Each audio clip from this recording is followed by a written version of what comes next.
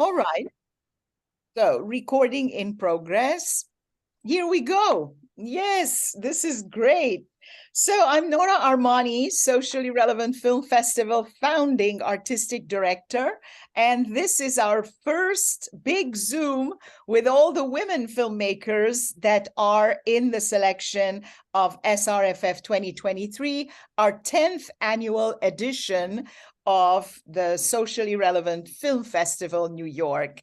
I cannot believe we've been able to come 10 years. Today's event is co-partnered and co-presented by NYWIFT, and I think I do have Katie here. Yeah, she is here. So because she's in a rush as they are organizing the annual Fantastic Muse Awards, whoever is in New York, I strongly advise you to go. It's such an inspirational event. You see amazing women get awarded and you mingle with some fantastic people, and it's a great opportunity to network and feel really part of an amazing organization. So she'll tell you more about it, and then we'll catch up with the rest.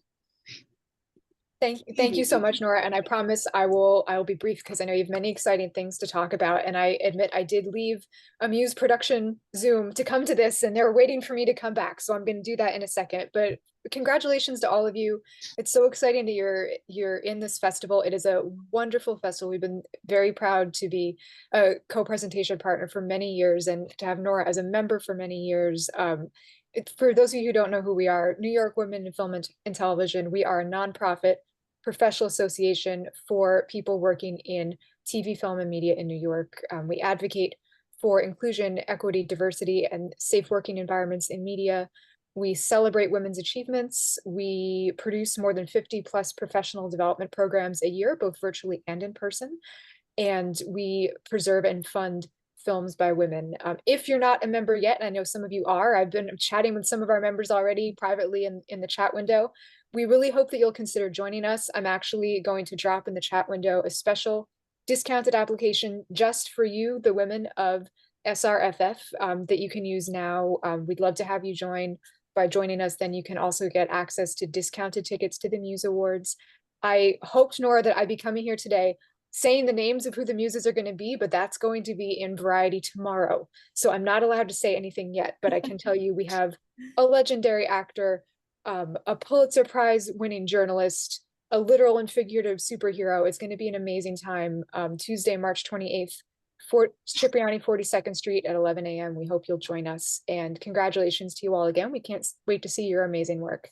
Yes, thank you so much, Katie. I am so glad that you decided to do it on the 28th and not during the festival. I was so worried that it would happen during the festival and I wouldn't be able to attend, but it all worked out, and it will be an amazing event to come to after the hard work we put for the festival. Yes, we're so glad that you'll be able to join us, and hopefully you won't be too tired. You'll be able to enjoy a nice, relaxing day with us, celebrating these amazing women and networking with 500 plus industry colleagues. It'll be a really good time. Wow, that would be amazing. Thank you so much for being there, for being with us. And now we can open to everyone who wants to chip in. So I don't know how to do this because we are 29. But of course, not everyone who is on the meeting, is in the selection. So I will ask whoever is not in the meeting to refrain from introducing themselves at this point, but they can maybe come in later after we have already covered all the women filmmakers who are in SRFF 2023 in our 10th anniversary selection. So once we have done that, we can maybe introduce the guests who are sitting in with us and who are listening. So again, I'm Nora Armani, founding artistic director of the Socially Relevant Film Festival in New York. And I founded this festival about, what shall I say, 10 years ago. Why do I get other people when I'm talking? It should be the speaker who comes on board. Anyway, so I have founded it because I was worried about all the violence that goes on, especially against women. And it had happened to me as a person. My very dear cousin and my uncle were victims of a hate crime, and to commemorate them, and especially my cousin, who was an actress, producer, filmmaker herself, I created the festival, and we have an award in her name, which is called the Vanya Ekserjan Empowering Women and Girls Award. And on opening night, we are going to award that award to two amazing women, namely Gail Ann Hurd, producer, television and film producer, Gail Ann Hurd, and also Tanya Lewis Lee, Mrs. Spike Lee. And she is also a producer who is very much concerned about women's health issues. And they are going to be awarded the Vanya Ekserjan Empowering Women and Women in Power in Industry awards. We also have a third award, which we are honoring an amazing Pulitzer Prize winning and Emmy Award winning author, Robert Schenken, who has dedicated all his writing to civil rights and civil social justice and so on in all his writing. And he has won Pulitzer, Emmy, and nominated for Oscars and so on. So he is not getting the Empowering Women Award, but he is getting the Social Justice Award. All this is happening next Thursday, March 16, at Lincoln Center's Walter Reed Theater. We have the big theater for our 10th anniversary, and I am expecting to see many of you there, and it's going to be some celebration. And then we will get on with the different films that each one of you has trusted us with, has brought to us. So I'm going to open it like this so we can all see each other as we speak. I keep an eye open to make sure that if somebody joins in late, we don't leave them waiting in the back room. So how should we go about? Let's see. Who is next to me? Jen. Jen, do you have a film? Yes. Okay. Then why don't you go ahead and quickly tell us about the film and what it is about and who are you and so on. And yes, I will. And I've actually just sent the link to my business partner, who's male, because he's just landed in the US. He's on a flight to Mexico and he really wants to watch. So he might join us. His name's James, but he's only going to be watching, obviously. Yes, we've got a film. It's a short queer doc. And it's my first foray into producing. My background is as a narrative director, but I'm of the generation of women who it was just beyond difficult to even get started. I just about managed to make 3 feature-length films. My first one won a BIFA here, which is the equivalent to the Independent Spirit Award that you have over there. Mm-hmm. So that was really exciting. And that was after about 15 years of trying to get a film made. I kind of threw up my arms and we made that for nothing, basically. And then over 3 decades, having A-list agents, I just could never get anything funded. We found out later why. But during that time, I kind of changed direction and I started moving into academia. And I took an undergraduate degree in history, which led to my current PhD, which I'm halfway through, which is kind of queer theory, feminist history, women's history. And I'd like to make a documentary out of it. Meanwhile, my company, Violet Pictures, that I have with James, we're actually documentary distributors, and so this is our first production, and we're very excited that this is the US premiere for it. And simultaneously, as you're probably aware, Nora, it's also got into the BFI Flair, which is our huge LGBT film festival here. And it's a very, very important film festival internationally. But we were kind of keeping our fingers crossed, hoping that we might get into it. And so literally the same week as we've got screenings in London, we have screenings with you in New York. So, and Libra, who's one of the characters. Usually it happens like that. Everything happens at the same time.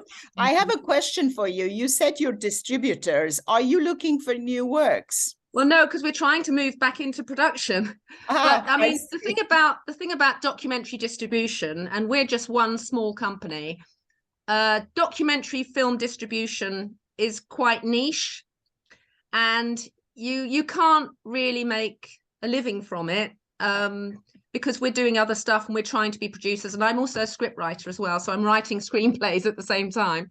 So we tend to just release one a year. But some of the films, some of your people here, if you're used to making documentaries, you might have heard of some of the films that we released in the UK. So we released After Tiller. That was one of the ones we released in the UK, which was a Sundance and Emmy winner. We released The Lives of Others, which was a Pedro Almodovar exec-produced Spanish documentary. The Galapagos Affair, When Satan Came to Eden. That was an American one, I think. We also released the 25th anniversary of Hoop Dreams, which I'm sure some of you are aware of. Cool. So we're moving into documentary production. Yeah, I would love to give everyone a lot of time so we can each have time to really go in depth. But on this first round, let's just go quickly and say who you are, what your film is in the festival selection, what it is about, and then move on quickly. And then we come back, and then each one will have more time with their own film. And the next question, if you want to prepare for it, is how did the idea of your film come about, and how long did it take you to bring it from idea or script, if it's a narrative, to fruition? So let's see, Karen, how about you? Hi, Nora, good to see you again. Yeah. My name is Karen Kramer. The documentary I have in the festival is called The Renegade Legacy of Bleecker and McDougall. Some of you may know that Bleecker and McDougall are two streets in Greenwich Village. And they were actually two very important streets at a period of time because they had a lot of cafes where the seeds of rebellion started. And I'll just say this quickly.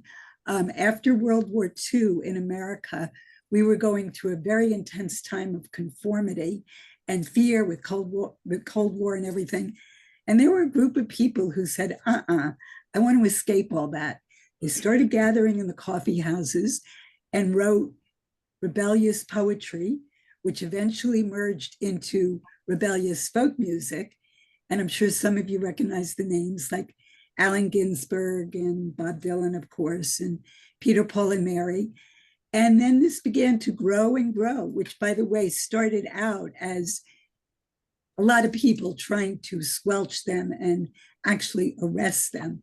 But it grew and grew and grew and helped change the culture and politics of a nation. Thank you so much. And let me ask everybody to do something. Can you go next to your name and between parentheses put the title of your film? Because it would make it easier for everyone to remember what your film is called. And also for me. You know? So, okay, let's go to Corinne next. Corinne Lee. Hello.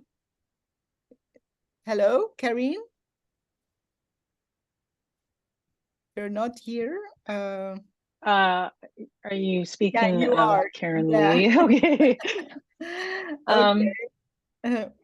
Thank you so much for inviting me to this. And it's totally amazing to see all these women, especially on International Women's Day. I have a documentary in the festival. It's called Incorrigible, and it's on March 18th at 5:30.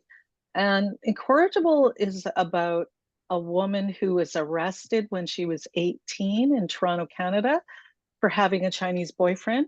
And then she was incarcerated because she was incorrigible. And of course, you know, the incorrigible means someone that's not able to be corrected or improved or reformed. And that's what they did to women in Canada in the, this law was in effect from 1876 to 1974. So that allowed anybody to put their wife, their girlfriend, their daughter into get the police to arrest them and put them in jail. And in this case, this woman named Velma Demerson had a Chinese boyfriend. So she wasn't allowed to get married to him. She was put in jail to save herself from the ills of society. And I filmed this woman when she was 96, and she is an incredible inspiration because she fought the government and sued them. So that's it in a very brief nutshell what my film is about. And I'm very pleased that the festival was able to screen it in New York for its premiere. Thank you so much, Nora. Thank you so much. All of these films are so amazing.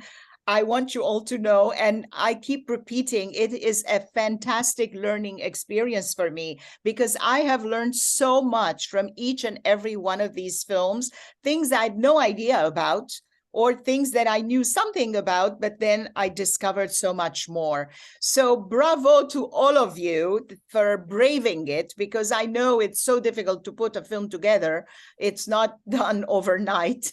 And some of you are there for years, like the renegade culture of Bleecker and McDougall. It's just like 8 years, or did you say 10? Or I don't remember. I don't even know when I started. Yeah, it's just about amazing 10, yeah. how people can survive that long and keep going at it. So we should come next to Julia. I just put the title of your film in there. Julia is also a member of New York Women in Film and Television, and she came to us through that partnership. When we have partnerships with organizations, we offer the members a limited number of waivers and also a lot of discount submission fees. So we're happy to have films from NYWIFT. So tell us about your film.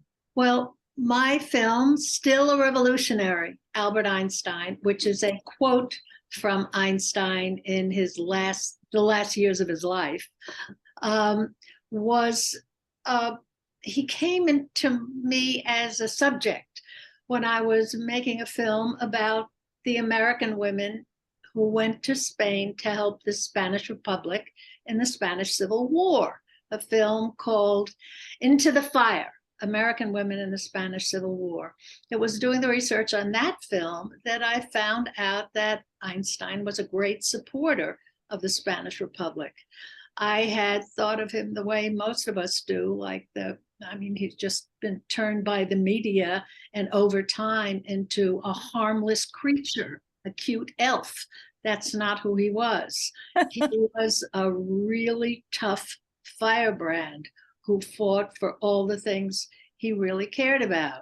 He felt that a woman was entitled to an abortion if she wanted it. He said this in 1929, that homosexuality should not be punished by anybody. He was way ahead of his time in this regard. And I said to myself, none of the documentaries, and there are a lot of them out there about Einstein, even begin to deal with this, who he really was.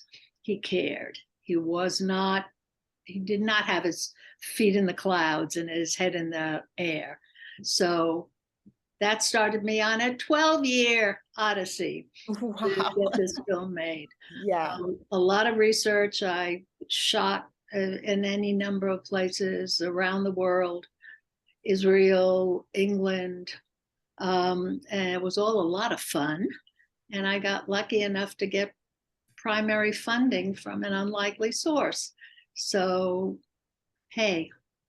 Yeah, it happens. If you are resilient enough and you stick to the idea for a long time, something usually does come along. Yes. Let's go to Charlotte and let's go to Denmark for everybody, whoever is joining from wherever. This is so amazing. Like Charlotte is joining in from Denmark, and who knows, there are other people probably from overseas as well. And some different parts of the United States. It's just amazing to have everyone here. So, Charlotte. Thank you. So my film is Asphalt, and yeah, it's very much about how we see other people and how we sometimes tend to judge them a bit too early. The main character, Lasse, he's a truck driver, and I could tell a lot about him and his story, but for today I think it would be nice to tell a bit about my other main character, Renée, who is the other who's a female main character, and she is a very strong, independent woman, very troubled, and I can say without revealing too much that she's a very strong character that also puts focus on women's right to decide over their own bodies. Yeah, so that was for me, to keep it short. That's cool. We can't wait to see it. You know, I mean, this is really great because I'm seeing in the chat, some of you have put their film and when it's screening. And this is really great because most of the films are also going to be online, starting on the 24th on our streaming channel. Not all of them, like maybe 3 or 4 won't be because they didn't have the license to do it online, but everything else will be online. So you get a chance, if not in person, to see them later on. And I have a great message here from Kathy Birch to everyone. She says, filmmakers, please put your names of films in the chat. I am watching from the West Coast. Perhaps I could suggest films to our art museum films. Wow, wouldn't it be great? You know, that's the whole idea of the festival. We love for the films to have a life after the festival. And we collaborate with our industry partners like NYWIFT, for example, with Indie Picks, who systematically picks the films and gives them out to include in their digital distribution channel. All of the films that are programmed automatically qualify for their primetime channel on Amazon. This is another piece of information. And also they are going to give a Vision Award, not Division, Vision Award, which implies also distribution for them. I also have with us Liron Cohen from Women Film Critics Circle, and she is heading the Women Film Critics Circle Award distribution this year. We have been collaborating with WFCC for the past few years, a bunch of years actually, almost since the beginning. And they watch mostly the shorts, and we're focusing on the narrative shorts. And they pick a woman-directed short, and they give the award to that film. Actually, so I'm Mimi Torchen. Yes, I'm Mimi Torchen. I'm Liron's partner. And, okay. She couldn't be here, but I'm here in her stead. She actually does most of the work. And we have loved participating in this film festival.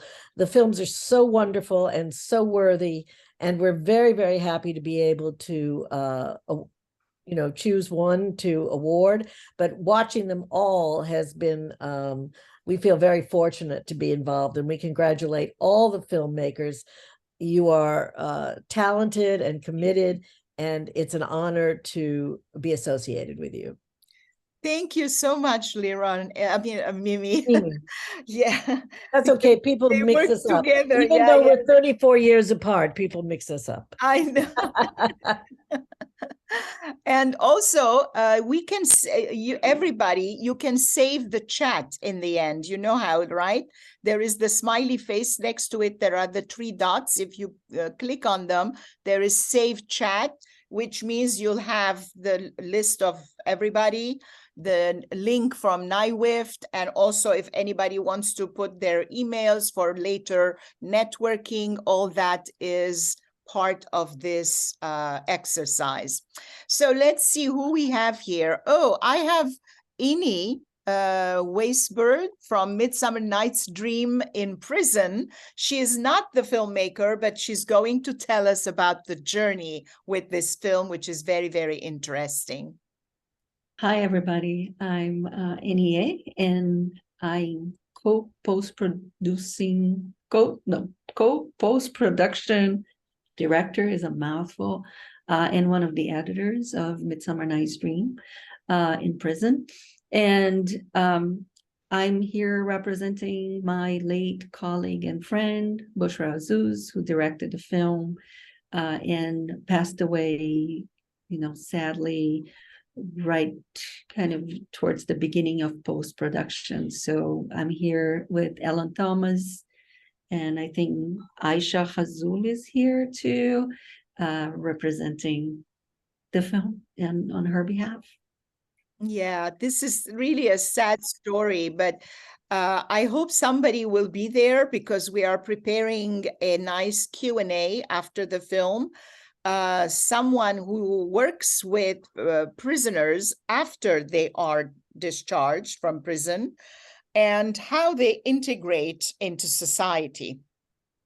And it's very interesting because your film is about when they are in, and this person works with people once they are out. So I hope we have somebody from the film to speak for it. Johnny Stallings will be there, and Johnny is the director of Midsummer Night's Dream, the play inside the film, and also has worked with inmates for a long time, as well as after they leave prison. Yeah, thank you. I have Ellen who has a hand raised, so let's go to her. Yes, Ellen? Thank you. I just wanted to say thank you, Nora. It's so nice to see you in person. Along with Johnny at our Q&A will also be Aaron Gilbert. Aaron appears in the film as one of the actors. While he was serving his time, he volunteered to perform in A Midsummer Night's Dream. And he has left prison. He is out living a very full and wonderful life. And he is coming from Southern Oregon to be present at the film and the Q&A. An incredibly articulate, thoughtful man. And I encourage any of you with an interest in the film or the issues around incarceration to be there. Yeah. And I wanted to answer the question about how long, Nora, because I think Bushra's life is an inspiration. She started filming this project in 19, haha. That would really be long. 2010. And she was just starting post-production in 2019 when we lost her. That's not uncommon in our project. And those of you that are climbing up the hill of the 10-year, 12-year journey to get your films done, you're not alone. Yeah. And our community came together around completing the film, and that took another almost 4 years. So we're right there with you in your long journeys if you're on one yourself. Thanks. Yeah. Well, part of the exercise that we're doing, if you can call it that, is for us to get together and feel a bit more empowered and feel that we are not really alone, because you hear somebody else doing a film, they've been on it for 8 years, 10 years, and you go, oh my God, I haven't even started mine. So, so I better not start.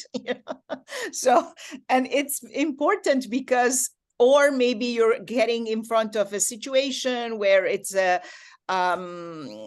you know, you're facing some difficulties, and then you hear out somebody else's story and you go, oh, look how in the end the story resolved itself, so I should keep going. And it really empowers everyone. I want to know that if we covered all the feature films, just want to make sure if somebody is here with a narrative feature or documentary feature that we didn't address. I think I addressed everyone. Then we can pass to the shorts, which are not because they are less important, but because there are many more. That's why. So we have, like this year, normally the number of documentaries and narrative features is kind of stable. We usually get 6 or 7 narrative features. This year we have 6. And we get anywhere from 11 to 13 documentary features every year. Those are standard. They keep being the same. After we go through everything, we narrow them down, we pick the best. Finally, we realize, oh, look, it's the same number for some reason. What makes the difference between one year's selection being 50-some films and another being 70, which is this year, is the length of the shorts. If you have many more shorts that are in the 10 to 15 minute range, then obviously you have many more films. If you have films that are more in the 30-minute range or 25-minute range, then you have less. And of course, I have Julia. We shouldn't forget Control+Z. So we go to you first before we go to the short films. Yes, Julia. Hi, yeah, I'm Julia. I'm the director of Control Z or Control+Z. A lot of names of the same movie. That's a documentary, and I'm director and editor usually. The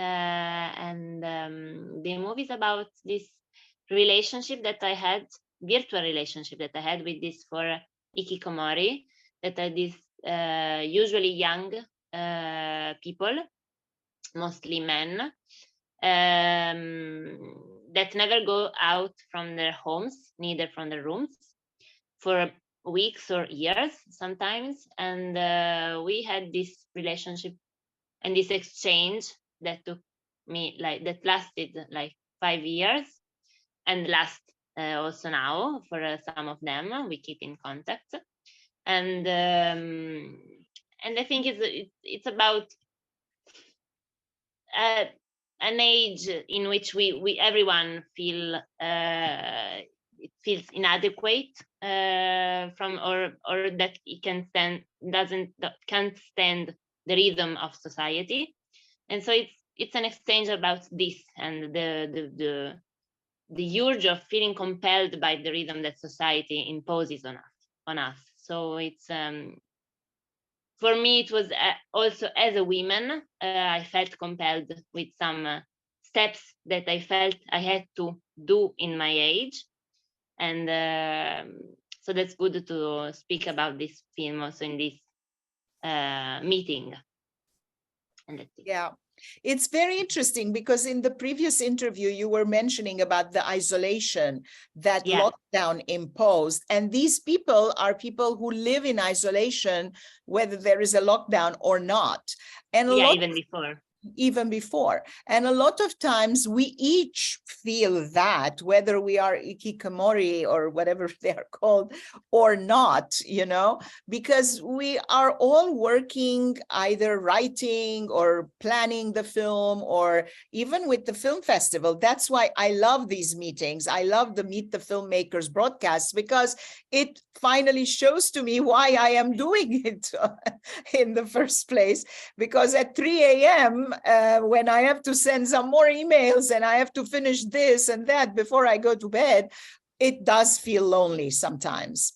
So this is fantastic to have everyone here. So do we have feature films or documentary films that we didn't cover yet before we go to the shorts? No? Okay, great. So in the short, so as to follow some form of order, let's start with the short groupings as they are happening during the festival. The first one that is scheduled for Friday at 2 p.m. is family and adoption.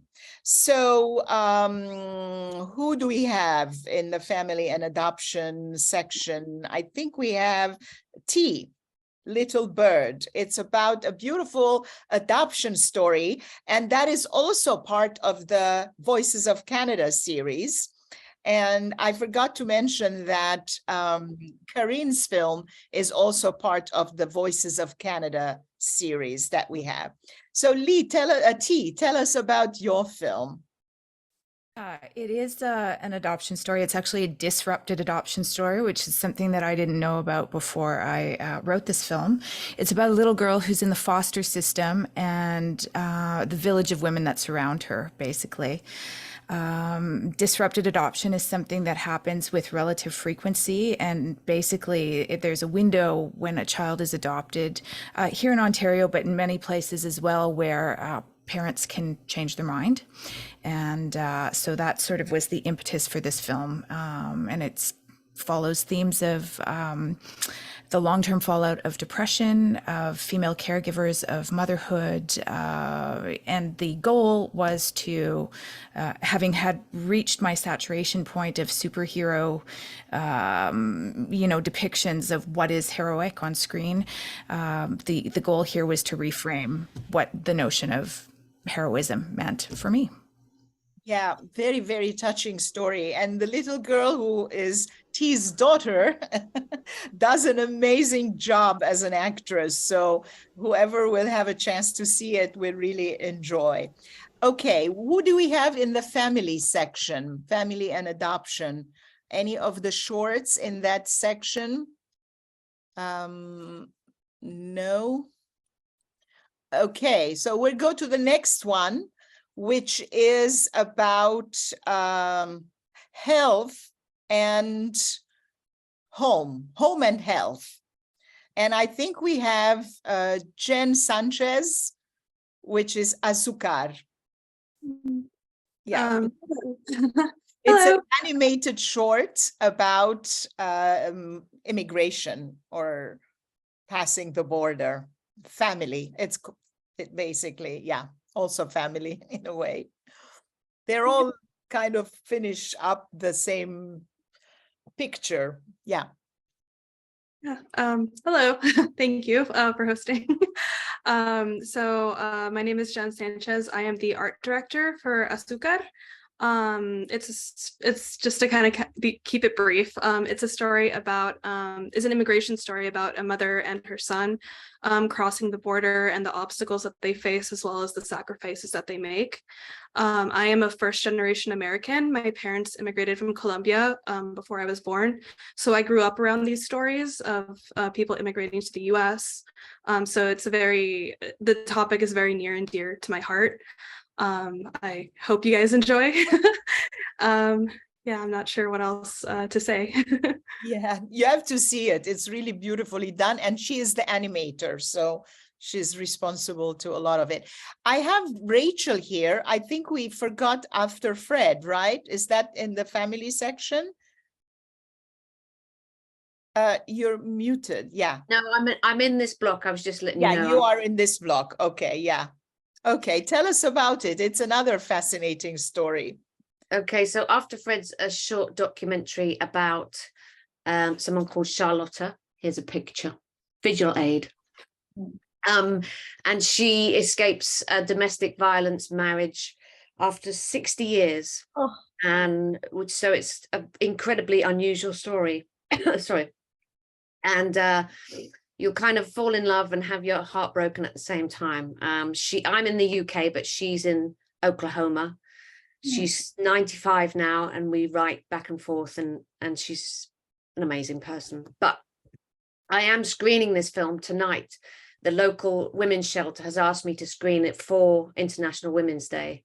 Wow. So I have to zip off, which is why I was raising my hand. But I'm really excited and privileged to do it for the staff of them and some local business women. But I would like to say happy International Women's Day to all of you. I love how exciting everyone looks, like all the different places you are, like Ellen's in the forest and Charlotte's got the baby, Catherine's in her car. I'll hopefully see you in New York, maybe next week, perhaps. I don't know. Yeah. But That's a great thing. Whoever is there, please, everyone, do come to the happy hours that we have organized for you. I was so disappointed because we sent out the RSVP sheet and a lot of people said, no. To all the, we have 3 networking opportunities. Friday at Ribalta, on Sunday at La Contenta Oveste, and then the following Tuesday, we have at Arts and Crafts Beer Parlor.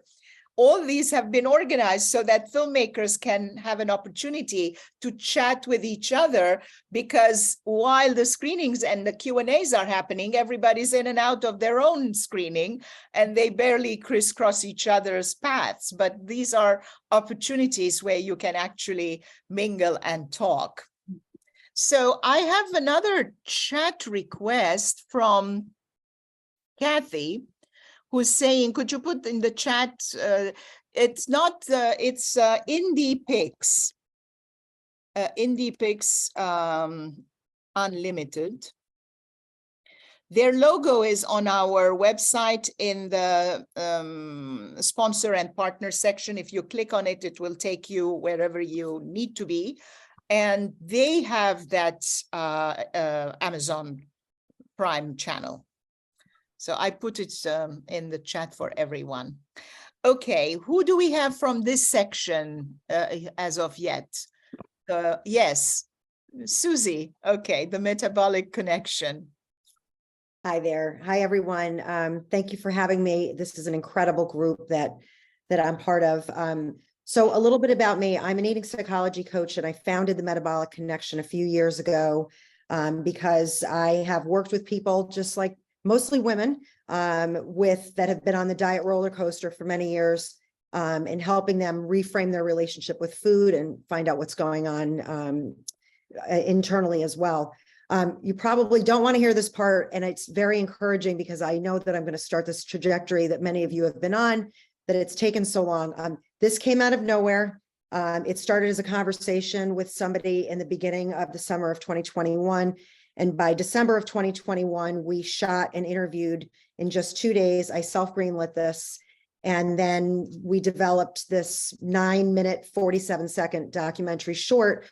I aggressively go after the diet industry because I believe they have a very big contribution to the obesity epidemic. We interview medical people as it relates to weight with health, and then specifically women just like all of us about the history of dieting and the shame and guilt that goes around it and so on. The goal of this very quick short is to make a much bigger documentary, a much bigger conversation, and go out around the country and talk to people, not about why they weigh what they weigh, but really about what their generational disordered relationship with food is, who they are as eaters. Because just one quick thing, Weight Watchers came out with news yesterday.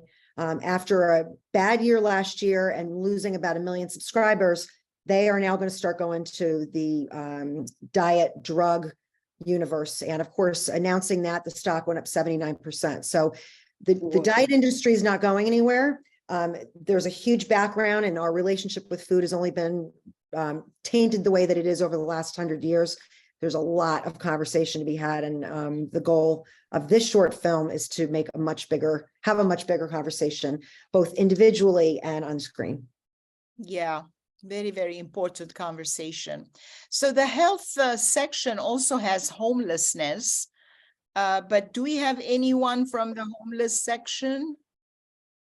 I don't think so, from what I recall.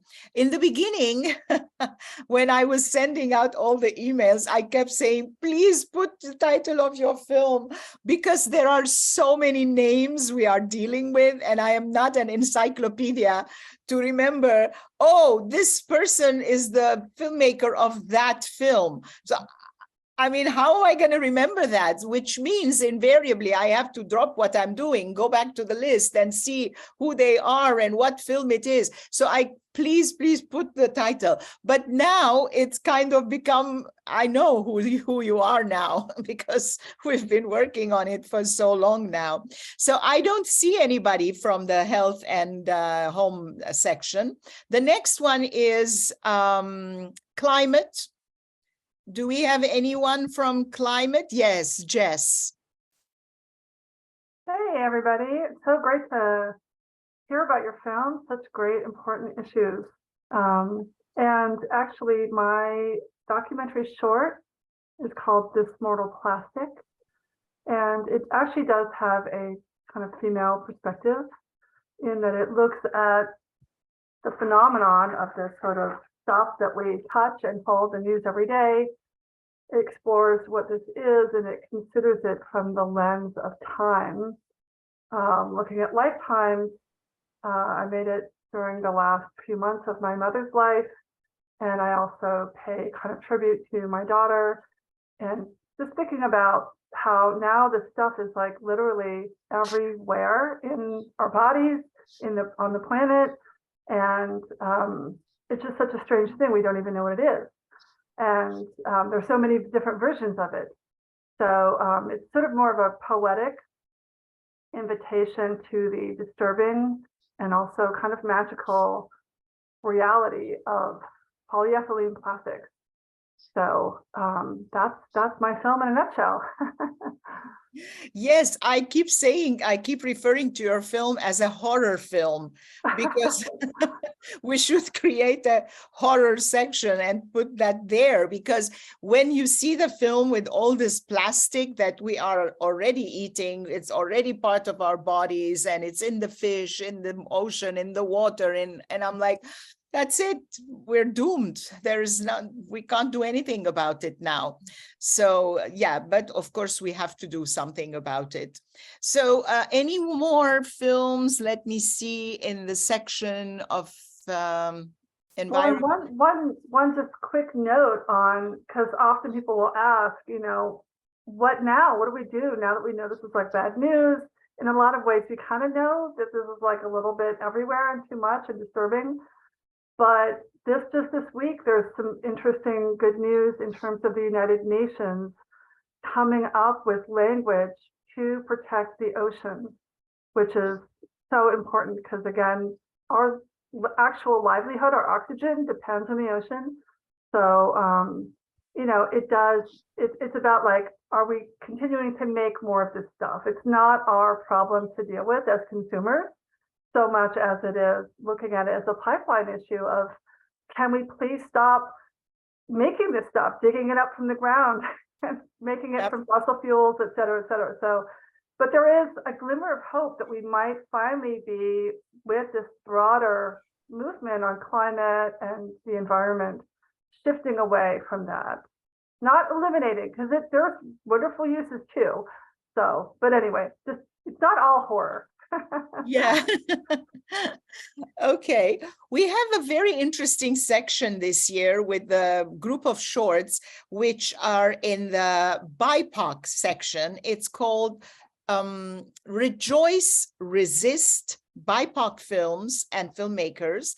And that is taking place after we close at, even though some of the films that we are showing at Cinema Village also fall in that category, but starting the 20th until the 23rd, we go uptown in West Harlem and we screen some amazing films that deal with the BIPOC experience. But before we go to that, I want to give a chance to the filmmakers who are only screening online, because we didn't get to talk to them in the Meet the Filmmakers sections as of yet.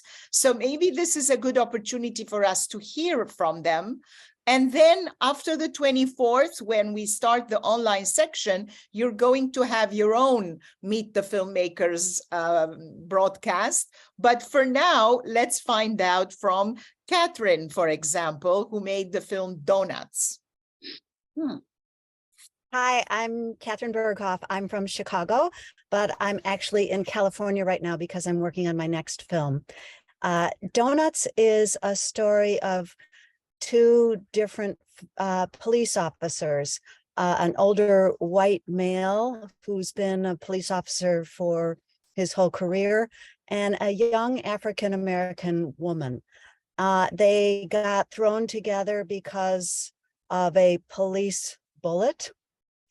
And it turns out that the young woman's life was very affected by a police bullet. And as they have a conversation, and as the cultural prejudices and misunderstandings come out as they are talking to each other, Jamala, the young woman's story, is revealed. I am an actor. This is my first attempt to be a producer. The playwright is Rick Roberts, someone I know. I have a lifelong commitment to homelessness in Chicago. And Rick Roberts, the writer, is also very compassionate about homelessness. And so we were friends. And during COVID, a group of actors and I were making films on Zoom. We were located all over the United States, making films on Zoom for distribution to homeless shelters and retirement homes, because those people were isolated as much as we were. And he gave me this play that he wrote, which we produced on Zoom, and its impact was powerful. And we knew after we produced it on Zoom that we needed to do a version of it on film.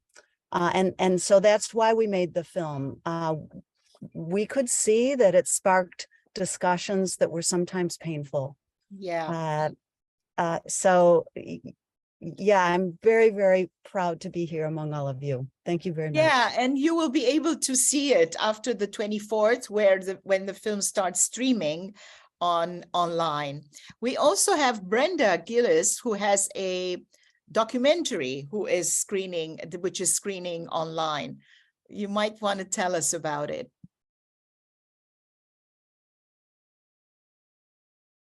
There we go. Yeah. Hi, everyone. First of all, I just want to say thank you so much for screening my film, even though it's online. I hope there will be a good amount of people that get to see it.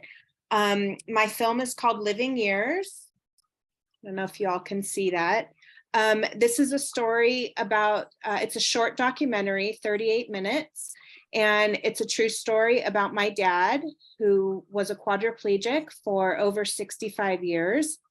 Unfortunately, he just passed away in July at the age of 84. And his story, it was just so amazing that I wanted to tell it, and hopefully it would inspire others with challenges to try to rise above it and overcome them. And his motto was, do the things you can do and not worry about the things you can't do. Focus on the things that you can do. And he was in a car accident the day before his 18th birthday. With his whole life ahead of him, he, was faced with this reality that he was never going to walk again, and what would his new life look like. And it's a really great story. It's not a long 2-hour documentary. It's 38 minutes, pretty easy to get through. But growing up with a parent in a wheelchair had its challenges, but he was just my dad. He was a great dad. He went on to graduate college, have a career in computer programming, and in his spare time, he was an activist for the rights of the disabled community. And when he was in a wheelchair, we're talking the mid-50s, when there was no accessibility for people in wheelchairs or people with physical limitations. And he saw that as a real need in his, not only in his community, but in the whole state of California, where he saw it was lacking. And so he was a businessman, an extreme activist. He would go on to become the president of an organization that helped with helping people live with disabilities in not only in Los Angeles, but in the whole state of California. He was instrumental in getting the curb cuts on sidewalks. And so without people that lived with these challenges, do things not get done, So and aside from that, he was a great dad.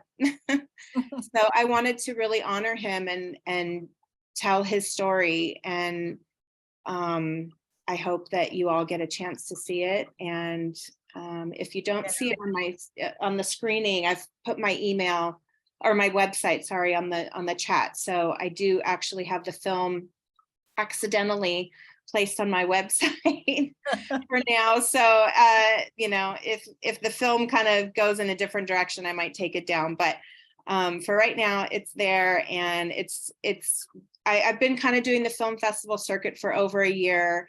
And so we're kind of winding down, and this festival was just a great opportunity, as the title is, socially relevant films. Yeah. And I hope that my film is not only inspirational, but gives other people hope and light in places of despair. And so, yeah, I just continue to honor him and his life through this film. And I'm so glad that he got a chance to be a part of it. Thank you so much for sharing that. Thank you so much for honoring my film. Thank you. Thank you. We're running out of time, but I don't care about that because we still have people we want to hear from. We have the LGBTQ section that we didn't cover of the shorts, and then we'll close with the BIPOC films, which I'm going to tell you something about. And I have Adria here, who is screening Identity on Sunday. Yeah, Sunday the 19th. Please come and see us in the LGBTQ block. Thank you, Nora. Nora has been a longtime supporter of the series that I make with my partner, David Tarleton. It's called Kids Matter. And Identity is the 8th episode in the series. And we follow, all the films are made with middle and high school kids. And we follow trans youth, gay youth, unidentified youth, and we hear from them about how they feel about pronouns and gender and labels. And the film is mainly about your chosen family and how friends can get you through tougher times. And we're just really excited to be here at the festival. We are going to be flying in that weekend to be in person. And we make the series for social change. And we have some educational distribution for the films that we're proud of. And for me, it's really a joy. I am a co-director on the series, and I write all the films and I produce them. And I love working with younger talent. And we take their stories and we go in with a concept of what we're going to explore. Like we knew we would explore trans youth and gender and identity with this film. So we go in with those topics and we sort of collaborate on a story, and we hear from the kids to get actual inspiration for the narrative short films that we make. So I feel honored to work with them, and I'm just excited to meet you all. Thank you. Thank you so much. Any more people from the LGBTQ section of the shorts that are screening on Sunday? There is Private View that Jan, but she already presented it. That's also screening in the LGBTQ section on Sunday. I don't think we have. Yes, I won't be there, but we do have somebody who will be present. One of the characters from the documentary will be there. Perfect. We'd love to talk to them. And then let's go to the last one, which is screening on March the 20th at Dear Mama. And it is an amazing venue. It's a cafe, which is now turned into a cinema. And we are going to have the screening of the films followed by a panel discussion on diversity and representation in film. And it not only touches upon BIPOC people, but any kind of group or minority that isn't properly represented on screen. So we're going to have that panel followed by a hip hop band, Division X. So that day, the house will be really coming down. So who is, I think, Choices. I see Lina is one of the films in that selection. And Gabrielle is I Am Not Okay is also in there. And I think that pretty much covers everything else we needed to do. Yeah, so why don't you go ahead, Lina, and tell us about your film. Hi, thank you for screening my film. My name is Lina. I am Cuban American, and I started out as an actress and decided that I wanted to direct and produce. I am now in grad school. And Choices is my short film. It's a micro short. It's only 4.5 minutes. And it was my first semester film in my MFI program. So I'm very excited that as my first film, it got chosen to be at the film festival. It's basically a response to the repeal of Roe versus Wade. I wrote it right after. And it is, and especially how Roe versus Wade and body autonomy and abortion relates to people of color. It's about a father, and it's a comedy. It's about a father who goes to buy a pregnancy test for his teenage daughter because she's embarrassed. And he basically shows his support for her as her father and as the person who is there for her and in her corner. It's an amazing exercise in how to relay a story in a very short time. And I want to underline this because invariably we get films that are so supposedly short, but they go like half an hour, 40 minutes. And I'm like, you've already said what you wanted to say in the first 10 minutes. Why are you giving me an additional 30 more minutes or 40 minutes or whatever of film? So an advice to short filmmakers that whatever you can say in half an hour can also be said in 10 minutes. And in fact, the less is more, because then it makes the audience want to learn more about the topic, is more attentive, and especially in this day and age where everybody's attention span has been totally reduced to like quick changes. Who's going to sit and watch?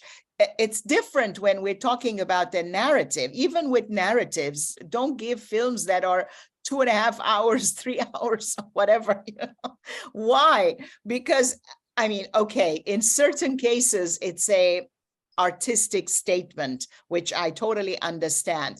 But from the point of view of a film festival, you give yourself a much better chance with shorts, trying to keep them under 10 minutes.